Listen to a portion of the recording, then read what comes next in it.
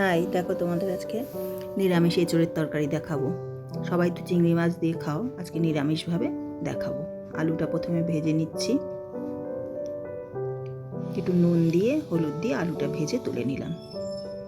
এবার একটু জিরে ফোড়ন দিয়ে দিলাম তেলের মধ্যে, একটু শুকনো লঙ্কা, জিরে, আস্ত গরম মশলা, তেজপাতা দিয়ে সেদ্ধ করা এঁচোড়টা দিয়ে দিলাম।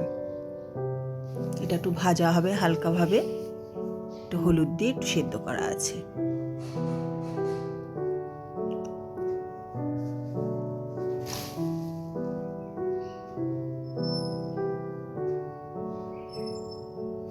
একটু নুন দিয়ে দিলাম, একটু হলুদও দিয়ে দিলাম, আর একটু অল্প করে দিয়ে এবার ভেজে এঁচোড়টাকে আমরা তুলে নেব। চিংড়ি মাছ দিয়ে তো ভালোই লাগে, কিন্তু সবাই তো আর চিংড়ি মাছ দিয়ে খায় না, মাঝে মাঝে নিরামিষও করতে হয়, তখন আমরা এইভাবে করে নেব।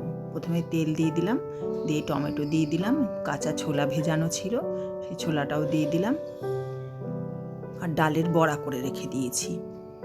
মটর ডাল ভিজিয়ে একটু নুন মিষ্টি দিয়ে ডালের বড়া করে রেখে দিয়েছি। এবার নুন, হলুদ, একটু মিষ্টি, একটু নারকেল কোড়া সব দিয়ে দিলাম, দিয়ে এবার ভালো করে এটা ভাজা ভাজা হবে, কষানো হবে। আর মশলা পড়বে আদা বাটা আর জিরে ধনের গুঁড়ো দিয়ে ভালো করে এটা কষানো হবে। জিরে ধনের গুঁড়োটা দিয়ে দিলাম, একটু কাশ্মীরি লঙ্কার গুঁড়ো দিলাম কালারের জন্য, আর কাঁচা লঙ্কা তো পড়বেই। দিয়ে এবার ভালো করে কষাতে হবে, অল্প অল্প করে গরম জল দিয়ে দিয়ে ভালো করে এবার এঁচোড়টা কষিয়ে নিতে হবে। যে কাঁচা লঙ্কাও দিয়ে দিলাম, যে যেরকম ঝাল খাবে সেরকম কাঁচা লঙ্কা দেবে। পাশে কড়াইতে গরম জল বসিয়ে দিয়েছি, অল্প অল্প করে গরম জল দেবো। আর এই নরম অংশটা এঁচোড়ের এই কষানোর সময়টা দিয়ে দেবে। এটা তো বেশি সেদ্ধ হতে সময় লাগে না, ওই জন্য এটা কষানোর সময় দিলেই হয়ে যায়, এটা সেদ্ধ করার পরে প্রয়োজন হয় না আলাদা করে। দেখো এবার আলু ভাজা করে রেখেছিলাম, আলুটাও দিয়ে দিলাম।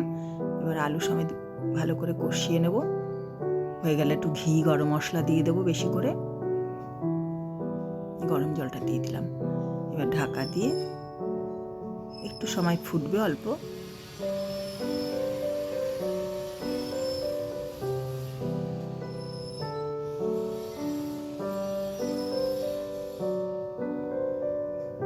তারপর ডালের বড়াটাও দিয়ে দেব। একটু ফুটে উঠলে ডালের বড়াটা দিয়ে দিলাম, এবার ঘি দিয়ে দেবো, দিলেই নিরামিষ এঁচোড়ের তরকারি রেডি। এবার একটু ঢাকা দিয়ে রেখে পরিবেশন করলেই ব্যাস। আজকের মতো টাটা, সবাই ভালো থাকবে।